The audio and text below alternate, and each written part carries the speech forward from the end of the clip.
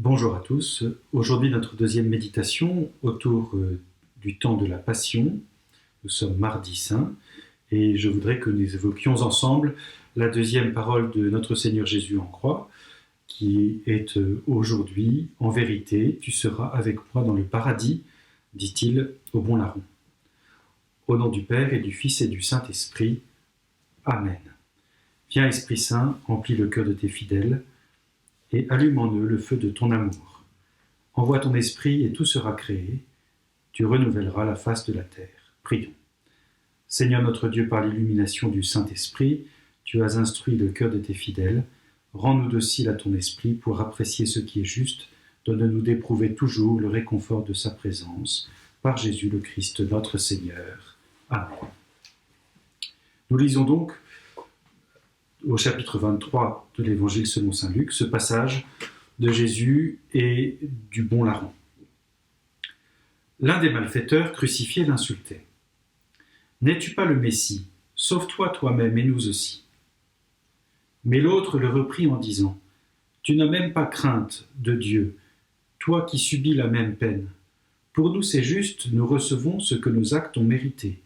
Mais lui n'a rien fait de mal. » Et il disait « Jésus, souviens-toi de moi quand tu viendras comme roi. » Jésus lui répondit, « En vérité, je te le dis, aujourd'hui, tu seras avec moi dans le paradis. » Plus largement que les paroles de notre Seigneur Jésus, revenons peut-être sur cette interpellation du bon larron, figure admirable qui évoque pour nous la conversion finale.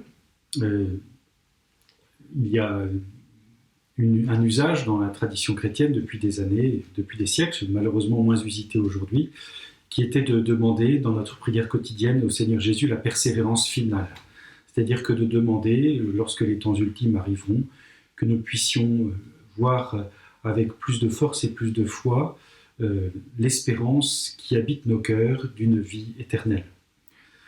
Je pense en ce moment particulièrement à un ami prêtre qui m'a raconté hier être allé accompagner un de nos confrères dans un hôpital parisien qui était en train de mourir du Covid-19 et dans cette situation de solitude extrême, être allé apporter à ce pasteur l'Eucharistie et il avait été frappé non seulement de cette solitude, mais dans cette solitude que le Christ a connue sûrement sur la croix lui-même, de voir la foi de ce prêtre qui recevait le viatique, c'est-à-dire la communion, pour le passage vers la vie éternelle.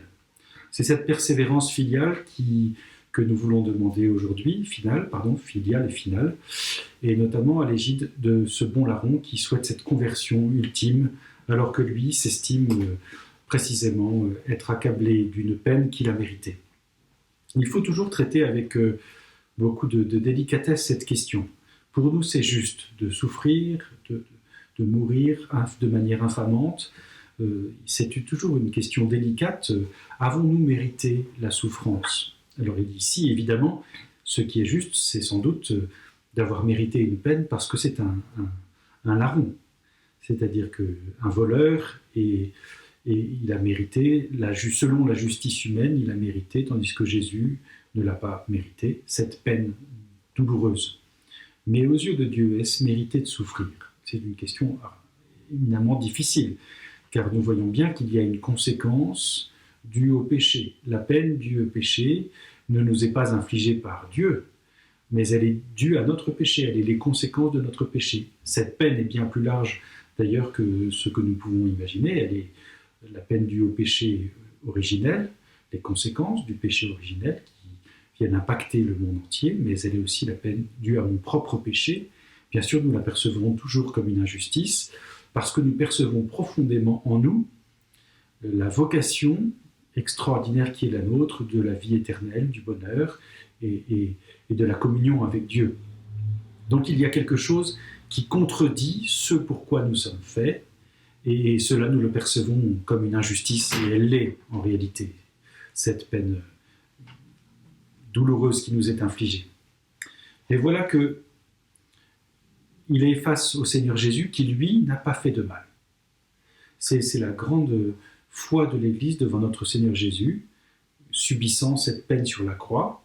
Non seulement il n'a pas commis l'injustice dont on l'accuse, mais d'autre part, il n'a commis jamais aucun péché, et finalement, la souffrance et la douleur qu'il reçoit est en elle-même une injustice aussi. C'est ce que nous dit Saint Pierre dans sa première épître, lui qui n'a point commis de péché, et dont la bouche de la bouche duquel on n'a pas trouvé de fraude, il a été mis en croix comme un malfaiteur.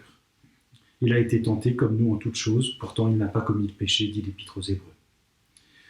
Mais souviens-toi de moi lorsque tu viendras comme roi. C'est une formule, souviens-toi de moi, c'est une formule habituelle, semble-t-il, de la prière juive. Souviens-toi de moi au seuil de la mort. Lorsque tu viendras comme roi, c'est-à-dire lorsque tu viendras établir glorieusement, par ta venue finale, le royaume de Dieu. Ce qui est signifiant ici, c'est qu'en réalité, le Seigneur est honoré du titre de roi. Et pourtant, il est sur la croix.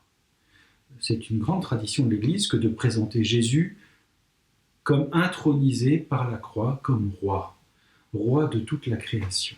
Car lui seul, précisément, on n'a pas trouvé en lui de péché. Nous voyons souvent dans des représentations antiques le Christ sur la croix, non pas souffrant, c'est une dévotion qui apparaîtra plutôt courant fin du Moyen-Âge, mais nous voyons souvent Jésus représenté comme un roi glorieux, comme un grand prêtre glorieux. C'est cela qu'il est dans l'Évangile, en particulier chez Saint Jean, plus que chez Saint Luc. Voilà que notre Seigneur Jésus règne parce qu'il a mis sous ses pieds le péché jusqu'au bout sur la croix. Mais donc Jésus est roi maintenant. Mais le bon larron appelle de ses vœux le souvenir de lui-même par le roi à la fin des temps. Et voilà que la réponse de notre Seigneur Jésus est belle et surprenante. Ce n'est pas simplement demain, lorsqu'il viendra comme roi, rétablir toute justice sur la terre pour le jugement final, mais c'est aujourd'hui que le bon larron est appelé à vivre en son paradis. C'est-à-dire qu'il manifeste ici ce que l'Église exprime sur les fins dernières, notre vocation humaine et notre vocation de fils de Dieu, et de vivre éternellement jusqu'à même la résurrection de la chair au temps dernier. Mais entre ce laps de temps où nous nous endormons dans la mort, comme disait Jésus à propos de Lazare, et le jour où nous ressusciterons d'entre les morts, le Seigneur offre la communion d'amour avec lui dans ce que l'on nomme le paradis. C'est le lieu où vivent les justes défunts en attendant la résurrection. C'est la foi partagée notamment par les pharisiens dans le judaïsme de ce temps, de ce lieu de communion avec Dieu, que l'on nomme parfois le Saint d'Abraham. Vous vous souvenez peut-être que dans l'évangile de Lazare et du pauvre Lazare et du riche, c'est cela dont il est question. Le pauvre Lazare est dans le sein d'Abraham, tandis que le riche, injuste, lui, se trouve en proie à la douleur des flammes, la douleur du refus de la charité, la douleur de l'éloignement de Dieu, cette souffrance profonde qui nous coupe de la beauté, de la bonté de Dieu, qui nous plonge dans le refus de la charité. Voilà donc que le Seigneur fait cette promesse extraordinaire. Aujourd'hui, tu seras avec moi dans le paradis. Et ce qui est admirable, c'est qu'il révèle à chacun d'entre nous notre vocation extraordinaire, l'espérance profonde chrétienne, qui est que s'accomplisse ce que nous goûtons déjà par la foi de la communion avec Dieu, qu'elle s'accomplisse pleinement dans la vision et l'amour participé de Dieu. Et c'est pour l'aujourd'hui. C'est pour l'aujourd'hui dans la foi, et pour l'aujourd'hui, pour le bon larron, ou pour ceux qui peut-être nous quittent.